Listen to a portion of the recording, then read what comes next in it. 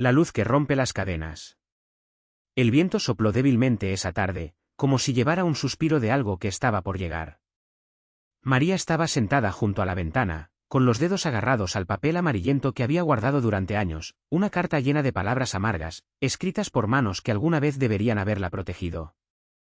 Los recuerdos volvieron como sombras, las enfermedades inexplicables, las relaciones que se rompieron antes de comenzar, el peso de un legado que no fue de bendiciones, sino de repeticiones malditas.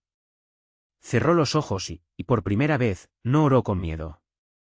Orar con miedo era como ofrecerle a la oscuridad una oportunidad más para entrar. Esta vez su voz fue firme, no como una súplica, sino como un decreto. Abrió la Biblia de rodillas y comenzó a leer, no al azar, sino como si desenterrara tesoros escondidos bajo capas de tierra dura. El Señor es mi luz y mi salvación, ¿de quién temeré? El Señor es la fortaleza de mi vida, ¿de quién temeré? Salmo 27, 1. Las palabras resonaron en la habitación vacía y María sintió que algo se movía en el aire, como si hilos invisibles comenzaran a aflojarse. No fue magia. Era verdad. Pasó los dedos por las páginas hasta que encontró Gálatas 3 y 13, Cristo nos redimió de la maldición de la ley, hecho maldición por nosotros. Su respiración se aceleró por un momento. Había leído tantas veces ese versículo, pero nunca lo había entendido así, como un contrato roto, una deuda pagada con sangre, un intercambio donde el inocente lleva el peso del culpable para que éste pueda salir libre. Uno a uno, los versos cayeron de sus páginas como espadas brillantes.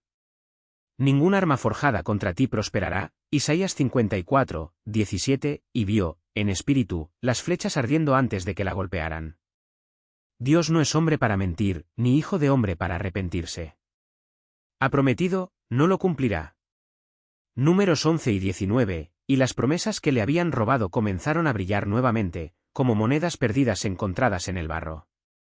Cuando llegó a Juan 8 y 36, así que, si el Hijo os libertare, seréis verdaderamente libres, cayó una lágrima, no de dolor, sino de alivio. Porque la libertad no era un sentimiento. Era un hecho. Un veredicto divino que no dependía de sus fuerzas, sino de la autoridad de quien había vencido a la muerte. María se levantó, cogió la carta amarillenta y, sin dudarlo, la rompió en pedacitos. Ya no era víctima de palabras lanzadas en el pasado. Ella era heredera de una bendición que ninguna maldición podría revertir. Porque la luz había entrado, y donde brilla la luz, no hay lugar para las tinieblas. Afuera, el viento soplaba ahora con más fuerza, como si se llevara los últimos vestigios de una historia que ya no tenía poder sobre ella. Y en el silencio que siguió, María sonrió. No porque hubiera ganado sola, sino porque finalmente entendió que la batalla nunca le había pertenecido a ella, sino al Dios que, desde el principio, ya había decretado su victoria. El viento llevó los fragmentos de la carta como cenizas al fuego, dispersándolos sobre la tierra seca del patio. María permaneció junto a la ventana, observando el movimiento de las hojas en el jardín, ya libres del polvo que las había asfixiado durante años. Ya no había ningún peso sobre sus hombros, ninguna sombra encadenaba sus pasos. La casa, otrora refugio de amargos recuerdos, respiró aliviada, como si las paredes, las vigas de madera e incluso el aire hubieran sido lavados por una lluvia invisible. Caminó hasta la mesa de la cocina, donde el desayuno aún estaba intacto, pan recién hecho, mantequilla derritiéndose en el borde del plato y el olor a café caliente ascendiendo en espiral. Se sirvió sin prisas, saboreando cada bocado como si fuera la primera comida de una nueva vida. Y, en cierto modo, lo fue. Porque la mujer que se sentó a la mesa esa mañana no era la misma mujer que, durante décadas, se había doblegado bajo el yugo de una culpa que nunca le perteneció. Afuera, el camino de tierra que conducía a la carretera principal estaba vacío. Nadie vendría hoy. Nadie vendría mañana. Visitas de antiguos torturadores, aquellos que se alimentaban de su dolor, se habían detenido la noche anterior, cuando la verdad, como una cuchilla afilada, había cortado los últimos hilos que los conectaban a ella. No por su propia mano, sino por la mano de aquel que, en silencio, desató cada nudo. María lavó los platos con agua tibia, escuchando el sonido de los pájaros que, por primera vez en mucho tiempo, parecían cantar solo para ella. Luego, se puso un vestido sencillo, confeccionado en algodón ligero, y calzó unas sandalias de cuero desgastadas por el tiempo. No hubo prisa. No había ningún destino urgente. Pero había un lugar al que sus pies la llevaron sin necesidad de pensar, la pequeña capilla en la cima de la colina, donde, años antes, le habían susurrado una promesa entre lágrimas. El sol ya había salido cuando ella llegó. La puerta de madera, desgastada por el tiempo, crujió al abrirse, como si la propia capilla le diera la bienvenida. En el interior, el aire era fresco, impregnado de olor a cera y madera envejecida. María se arrodilló ante el altar, no para rogar, sino para dar gracias. No había más palabras que decir. La batalla se había librado y ganado incluso antes de que ella naciera. Cuando salió, el horizonte se extendía ante ella, vasto e ilimitado. Las montañas a lo lejos parecían más cercanas, como si el mundo ahora se revelara en su verdadera dimensión, no un lugar de prisión, sino de posibilidades. María respiró hondo sintiendo el viento acariciar su rostro. No había más cartas que quemar, ni fantasmas que exorcizar. Solo quedaba el camino por delante y la certeza de que, a cada paso, no estaba solo. Caminó lentamente colina abajo, sus pies descalzos tocando la tierra cálida. En algún lugar más allá de esas colinas, la vida continuaba, simple, imperfecta, pero libre. Y María, por primera vez, estaba dispuesta a vivirlo. El sol de la tarde tiñó el cielo de tonos ámbar y violeta cuando María llegó a la orilla del río. El agua corría lentamente, llevando consigo las hojas secas y el reflejo de las nubes que se rompían en el horizonte. Se arrodilló en la orilla, dejando que sus dedos se hundieran en la tierra húmeda, como si quisiera sentir el pulso de la tierra. Ya no había necesidad de huir. No quedaba nada que ocultar. Al otro lado del agua, una figura se movía entre los sauces. Un anciano, con la espalda encorvada por el tiempo, recogía leña con gestos lentos y precisos. María lo miró un momento, sin prisa, sin miedo. Levantó la cabeza, como si hubiera sentido su mirada, y sus ojos, claros como el agua de un río, se encontraron con los de ella. No hubo sorpresa ni desconfianza. Solo un gesto discreto, una invitación silenciosa a acercarse. Cruzó el puente de madera, sintiendo con los pies descalzos cada tabla desgastada. El olor a humo y hierbas secas llenó el aire mientras se acercaba a la pequeña cabaña de piedra. El anciano estaba en cuclillas junto a una estufa de hierro, soplando brasas para avivar el fuego. Una vasija de barro burbujeaba sobre las llamas, desprendiendo un aroma terroso y reconfortante. «Siéntate», dijo, sin mirar atrás. «La sopa está casi lista». María obedeció y se sentó en un tosco banco de madera. Dentro de la cabaña, las paredes estaban llenas de estantes llenos de vasijas de barro, manojos de hierbas colgantes y pequeños objetos que brillaban a la luz parpadeante de las velas, piedras lisas, conchas, un espejo empañado por el tiempo. El viejo sirvió la sopa en 2 cuencos de barro, espesa y humeante, con trozos de raíz y un toque de algo amargo que quemaba levemente la garganta. «Tú no eres de aquí», comentó, mientras María se llevaba la primera cucharada a los labios. «No», respondió ella sintiendo el calor del líquido bajar hasta su estómago. «Pero tampoco soy de ningún lado». El anciano asintió, como si esa respuesta tuviera mucho sentido. Tomó un sorbo de su propio cuenco y lo miró por encima del borde. «Todos venimos de algún lugar, incluso cuando no sabemos dónde está». Dejó el cuenco y extendió la mano, tocando callos y venas gruesas. «Mi nombre es Elías». María dudó solo por un segundo. «Tienes que tocarte los dedos». Su piel era áspera, pero su agarre era firme, sin prisas. «María». Elías sonrió, dejando al descubierto unos dientes amarillos por la edad.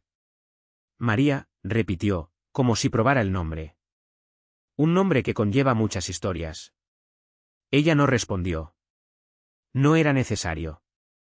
Las historias que llevaba ya no necesitaban ser contadas. El anciano se levantó y cogió una botella de cristal oscuro de un estante. En el interior, un líquido dorado brillaba a la luz de las llamas. Sirvió 2 tragos en pequeños vasos de hojalata abollados y le ofreció uno. «En el camino», dijo. María olió el líquido. Era dulce y picante, como miel quemada. Lo bebió de un trago, sintiendo el fuego extenderse por su pecho. Elías rió en voz baja, un sonido ronco y cálido. «Ahora estás listo». «¿Listo para qué?». Él no respondió con palabras. En cambio, señaló hacia la ventana, donde la noche ya empezaba a descender sobre los campos. En el cielo, las primeras estrellas titilaban, tímidamente, como esperando permiso para brillar. «¿Para lo que viene después?», murmuró Elías. «Por lo que siempre te ha estado esperando». María miró hacia la oscuridad más allá del río, más allá de las colinas. No era una oscuridad vacía. Estaba lleno de sombras que se movían, de voces que susurraban en el viento, de caminos que aún no habían sido recorridos. Respiró hondo y sintió el peso de las palabras del anciano instalarse en su interior, ligeras como una promesa. Cuando se dio la vuelta, Elías ya no estaba en la cabaña. El plato de sopa había sido lavado y guardado, y el fuego se había reducido a brasas. Sobre la mesa, junto al vaso vacío, había un pequeño fardo de tela cruda. En el interior, un cuchillo con mango de hueso, una piedra de afilar y un mapa dibujado a mano, con líneas que serpenteaban como venas por la tierra. María tomó el paquete, sintiendo el peso de la hoja a través de la tela. No era un arma. Fue una herramienta. Una extensión de ti mismo. Salió de la cabaña sin mirar atrás. La noche la acogió como a una vieja conocida, envuelta en silencio y posibilidades. El río siguió fluyendo, sin importar el tiempo. Las montañas, ahora más distantes, parecían guardar secretos que solo ella podía desentrañar. Y María caminó. No hacia algo, sino a través. Porque, por primera vez, no había nada que dejar atrás. Solo estaba lo que se avecinaba, y finalmente estaba lista para afrontarlo. El viento frío cortaba los barrancos, trayendo olor a tierra húmeda y resina de pino. María siguió las marcas en el mapa no con los ojos, sino con los pies, como si el camino ya hubiera sido grabado en su memoria incluso antes de nacer. El cuchillo, ahora atado a su cintura, se balanceaba al ritmo de sus pasos, un péndulo silencioso que marcaba el tiempo de un viaje que no necesitaba apresurarse. Al tercer día encontró las primeras señales. No eran huellas, ni símbolos grabados en los árboles, sino algo más sutil, la forma en que las ramas se rompían, siempre a la misma altura, como si algo o alguien hubiera pasado arrastrando una carga. O una verdad. Se arrodilló y pasó los dedos por la áspera corteza de un viejo roble. Allí, casi imperceptible, una marca en forma de media luna, fresca como una herida. Continuó. Por la noche encendía un pequeño fuego, lo justo para ahuyentar a los lobos que aullaban en los cerros. No les tenía miedo. María había aprendido que el miedo era un lujo para quienes todavía creían en las opciones. Sacó el cuchillo de su funda y pasó la piedra de afilar sobre la hoja con movimientos lentos y circulares. El sonido agudo se mezcló con el crepitar de las llamas, una música extraña que parecía calmar incluso a los animales del bosque. Cuando terminó, la hoja brillaba como un diente de hielo bajo la luna. Fue entonces cuando escuchó el primer suspiro. No fue el viento. No era un animal. Era un sonido humano, ronco y largo, que provenía de las sombras más allá del círculo de luz. María no se dio vuelta. Siguió afilando el cuchillo, como si no hubiera oído nada. No deberías estar aquí, dijo una voz, masculina, desgastada por el tiempo o el uso. O ambos. Finalmente levantó la vista. El hombre emergió de la oscuridad como si estuviera hecho de ella, delgado, encorvado, vestido con pieles cosidas con tendones. Sus ojos, sin embargo, eran demasiado claros para la noche y reflejaban el fuego como los de un lobo. Creo que tú tampoco deberías hacerlo, respondió María, guardando el cuchillo. Pero aquí estamos. El hombre sonrió, o tal vez fue solo una mueca. Se sentó al otro lado del fuego y extendió las manos hacia el calor como si fuera la primera vez en años. Tú llevas la marca, dijo, señalando el bulto de tela cruda que ella había dejado junto a su mochila. María no lo negó. No confirmado. ¿Y sabes lo que significa? Significa que estás buscando lo que no se debe encontrar, el hombre escupió al fuego y las llamas silbaron. O que ya lo has encontrado. Ella esperó. Hay una ciudad, prosiguió, tras un silencio que pareció medir el peso de sus palabras. No está en los mapas. No se encuentra en ninguna parte, excepto en la memoria de quienes deberían haberlo olvidado. Lo llaman el osario. María sabía el nombre. No del mapa, era solo un borrador, un esbozo de algo más grande, sino de la sangre. De las historias que susurraba su abuela mientras cosía heridas con hilo de crin. Ahí es donde vas. El hombre no hizo ninguna pregunta. Fue un eco. ¿Y tú? Preguntó, aunque ya sabía la respuesta. He estado allí. Se tocó la garganta, donde una cicatriz blanca e irregular atravesaba la piel como una risa helada. Y volví. Esto es peor. María no preguntó cómo. No preguntó por qué. A la mañana siguiente, cuando despertó, el hombre ya no estaba. Lo único que quedaba, donde había estado sentado, era un puñado de semillas secas y una aguja de hueso con un hilo de tendón de venado atravesado. Guardó las semillas en su bolsillo. La aguja estaba clavada en el pelo, detrás de la oreja. Y siguió caminando. El mapa ahora parecía arder contra su piel. El viento atravesaba las llanuras como una espada sin filo, llevando el olor a tierra húmeda y algo más, algo que no era podredumbre, sino la promesa de ello. María siguió el rastro de piedras desconchadas que solo ella parecía ver, marcando cada una un paso hacia lo que el hombre había llamado el lugar donde la carne aprende a cantar. El mapa, doblado contra su pecho, latía ligeramente, como si las venas del papel estuvieran llenas de la misma sangre que corría por sus venas. Por la noche acampaba bajo un roble nudoso cuyas ramas se entrelazaban como los dedos de un anciano. Las semillas que llevaba en el bolsillo se calentaron de repente, y cuando las sacó, les dio la vuelta en la palma de la mano. No eran semillas comunes y corrientes. Tenían surcos profundos, como pequeñas runas, y cuando los cerró en su puño, escuchó un suspiro proveniente de lo más profundo de la tierra. No fue el viento. Al tercer día encontró la primera señal concreta. Un árbol partido por la mitad, no por un rayo ni por un hacha, sino como si algo hubiera mordido el tronco hasta separarlo en dos mitades iguales. Entre las fibras expuestas, brillaban hilos plateados, como redes, pero más gruesos, más vívidos. María pasó los dedos por ellos y sintió un hormigueo recorrer su brazo, como si el árbol todavía estuviera allí, observando a través de la corteza muerta. «Estás cerca», susurró una voz que no era una voz sino el crujido de las ramas sobre ella. Él no se dio vuelta. A medida que avanzaba, el aire se hacía más denso, como si estuviera nadando en miel oscura. Las sombras no se movían con el sol, respiraron. Y entonces, entre dos colinas gemelas cuyos picos se tocaban como labios en oración, vio la entrada, un arco de huesos entrelazados, tan alto que se perdían en la niebla.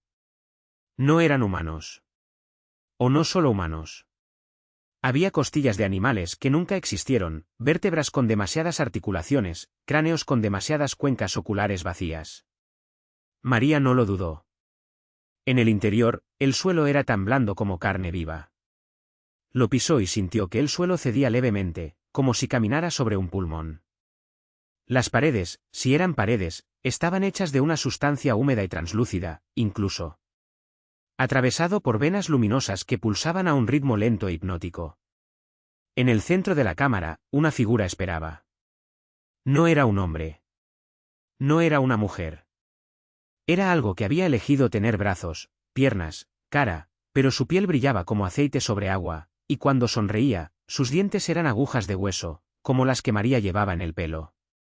«Trajiste lo que prometiste», dijo la cosa, y su voz era el sonido del hilo pasando a través de una tela rasgada.